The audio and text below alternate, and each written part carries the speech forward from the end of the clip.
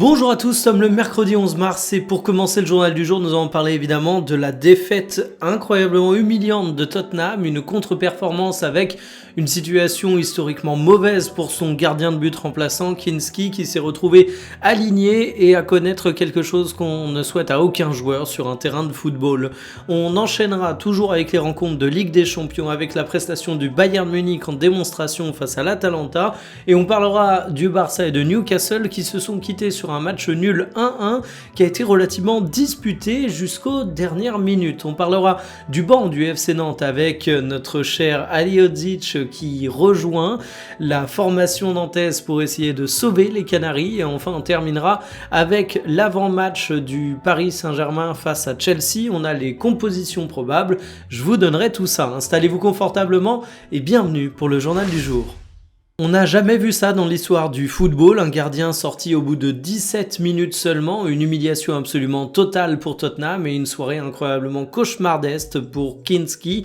Alors en même temps, il faut quand même dire que le premier but c'est une offrande avec une relance ratée, puis tu prends 5 buts en un quart d'heure, le deuxième ça vient d'une glissade de Van de Ven qui offre l'occasion, le troisième d'une autre erreur de relance de Kinski. J'ai mal pour lui parce que Igor Tudor prend la décision de le remplacer à la 17e minute, ça veut dire qu'à peine tu commences le match, et bien finalement tu te retrouves déjà out. Alors évidemment c'est facile de faire de la post-rationalisation maintenant qu'on connaît la fin du film. Beaucoup de personnes vont dire que c'était totalement irresponsable de titulariser un jeune gardien qui avait seulement 2 matchs à son actif avant cette rencontre de Ligue des Champions. C'est un match à élimination directe, les enjeux sont monstrueux, mais on va être honnête, autant on peut critiquer le choix certes, autant prévoir un naufrage de cette ampleur, c'était quelque chose de relativement difficile et moi j'espère surtout qu'il va réussir à l'encaisser mentalement parce que c'est le genre de rencontre et d'expérience qui, pour un jeune gardien, peut saper sa confiance pour tout le reste de sa carrière. Certains penseront que j'en fais beaucoup en disant ça, mais vraiment le poste de gardien de but, c'est un poste où la confiance est vraiment importante et là, c'est le genre de truc qui peut te laisser des cauchemars. Donc ça a fait 5-2 pour Atleti face à Tottenham. Voici les compos qui étaient alignés. Je vais pas revenir sur ce pauvre gardien de but, sur cette pauvre défense, mais de manière générale, est-ce qu'on peut se poser un petit peu pour parler de Tottenham, parce qu'en attaque, t'as Richarlison qui est le Brésilien le plus surpayé de l'histoire de la Première Ligue, accompagné de ce que je vais qualifier avec une sévérité un petit peu forcée, 2 rebuts des grands clubs et venant de notre football français, parce que Kolo Muani, le PSG en veut pas, il arrive à Tottenham.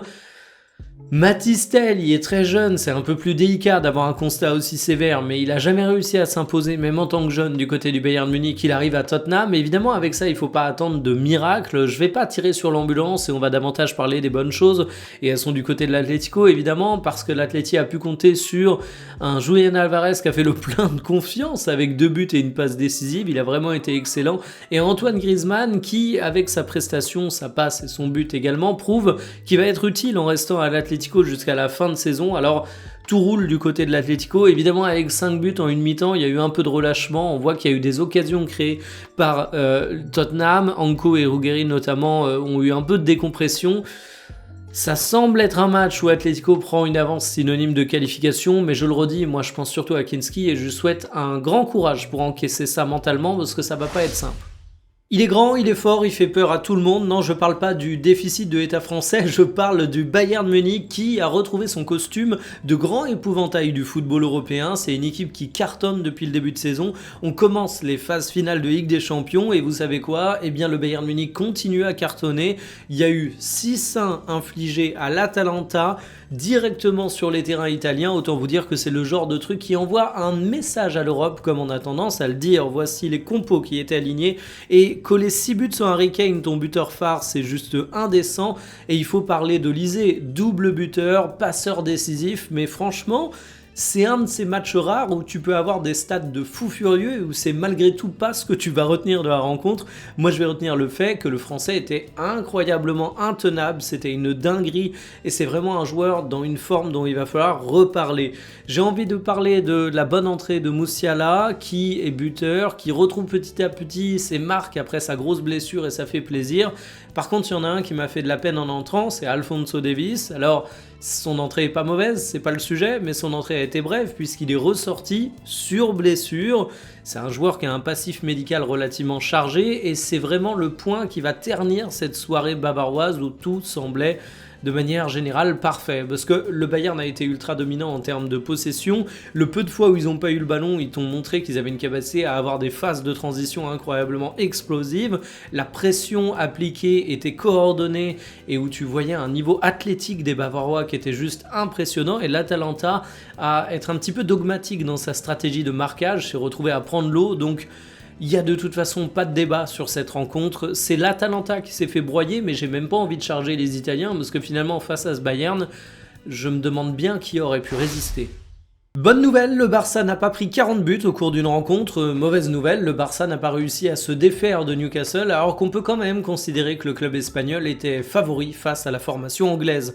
1-1, voici les compositions pour un match qui s'est décidé dans les toutes dernières minutes. Grosse prestation de Leo Sol qui a très bien contenu Yamal durant toute la rencontre, et pour cause, le but de l'Espagnol a été inscrit sur penalty, mais de manière générale, je vous remontre le côté gauche de Newcastle qui a été extrêmement fort, puisque Barnes a été buteur et il a su créer des occasions, faire de bonnes passes qui auraient pu donner un petit peu plus de buts du côté de Newcastle si ses attaquants avaient été à son niveau.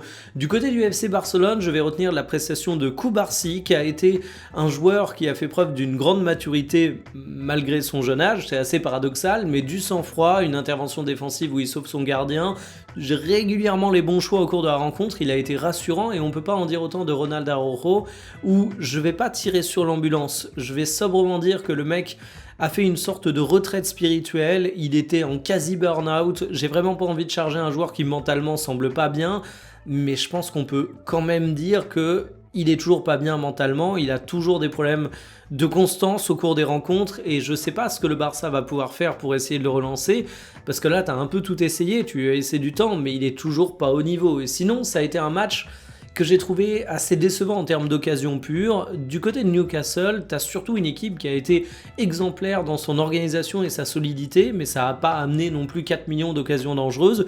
Et du côté du Barça, on est habitué à avoir une défense défaillante mais une attaque de feu, mais ici, De Jong est blessé, Pedri c'est mon milieu de terrain dans mon cœur à jamais, mais il est sur le retour, donc peut-être un peu moins de magie qu'à l'habitude.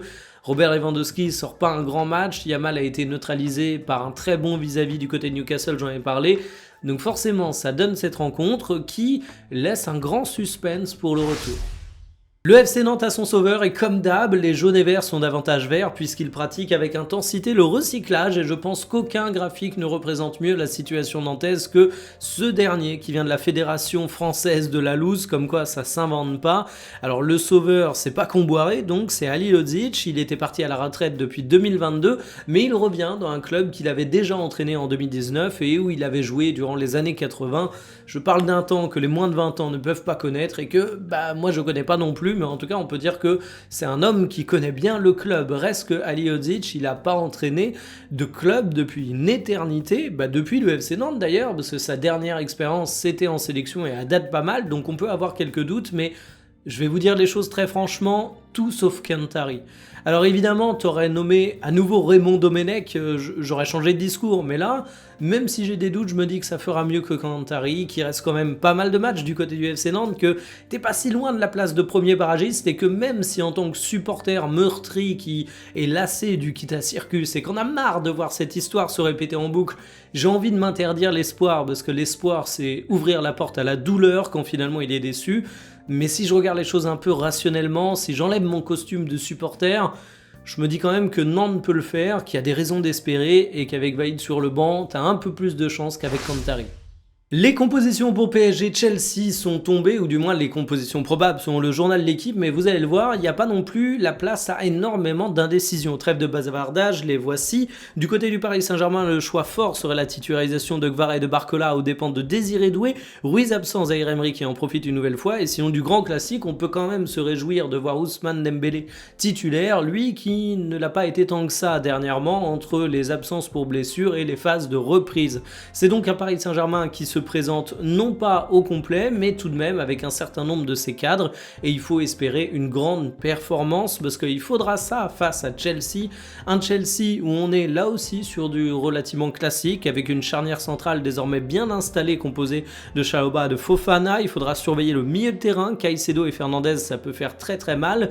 Palmer a souffert de beaucoup d'absences cette saison, mais il sera bel et bien de retour face à Paris pour accompagner João Pedro, qui est la réponse aux recherches du numéro 9 que Chelsea connaît depuis déjà bien longtemps. J'ai fait une vidéo dédiée à Anaïs de Chelsea.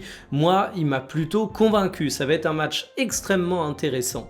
Et justement, partie sponsorisée par Winamax, où je vais vous présenter les cotes pour la rencontre, comme d'habitude. Si vous avez envie de vous lancer, il y a le code promo TMF10 à la création de votre compte. Ça vous donne 10 € en free bet pour votre pari. Et en plus, si votre premier pari est perdant, Winamax vous le rembourse jusqu'à 100 €. Comme d'hab, c'est comme au casino, la maison est toujours gagnante. Il y a des cotes qui montrent que c'est un match disputé. Le PSG avec une cote à 1,96, Chelsea à 3,35, le nul à 3,70.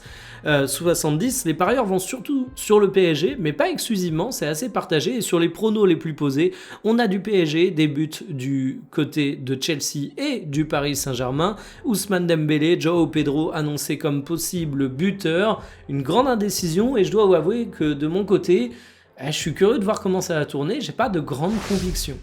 Terminé pour le journal du jour, cet après-midi, j'ai le sujet qu'on va traiter. On va parler d'un joueur qui a été évoqué au cours du journal, d'un joueur qui n'a pas été souvent évoqué sur la chaîne, il me semble, un focus sur un unique élément qui est dans une grande forme. Donc je vous donne rendez-vous aux alentours de 17 h.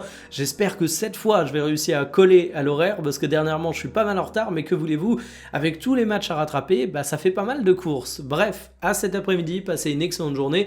Bon match ce soir. Salut.